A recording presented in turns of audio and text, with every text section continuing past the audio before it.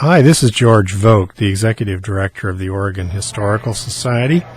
I'm inviting you to experience a little piece of our great new exhibit called the GI Dream, which we have just opened at our headquarters building in the museum at 1200 Southwest Park Street. I hope that you can come by and see it in person. This exhibit is an interesting one in several ways. It's relatively unusual for our institution to design and produce in-house an exhibit of this size, but we had the talent, we had the materials, as you'll see, readily available to us, and we thought the time was right to do an exhibit about returning veterans from a war. Dick Matthews, who is our Director of Facilities, also has a history degree, and he's an expert on military history. He's the curator of the show, and he did a great job at pulling the themes together. Why do we want to do this today? Well, we think it's a very relevant topic.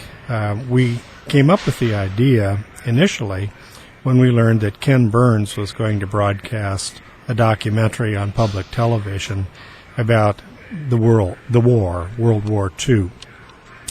Public television also worked with us. We were co-producers of a companion piece called Oregon at War, which was a 1-hour documentary on Oregon citizens' involvement in World War II. And with all of that in planning, we thought, well, why not dip into our collections and do an interesting exhibit along the same lines? What you'll see when you come into the exhibit is a good bit of material, photographic, beautiful reproductions of advertisements, things of that sort, pertaining to the war industry in World War II, which was enormous. Virtually all of the economy of the United States was translated into support for the war effort, which meant that during the war years there was very little produced in the way of consumer products. If you wanted car tires, you really had to look hard to find them.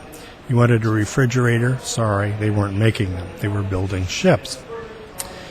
What happened in the course of the years right after the war is that the industries shifted completely in the opposite direction, again, away from war industry and into the production of consumer products.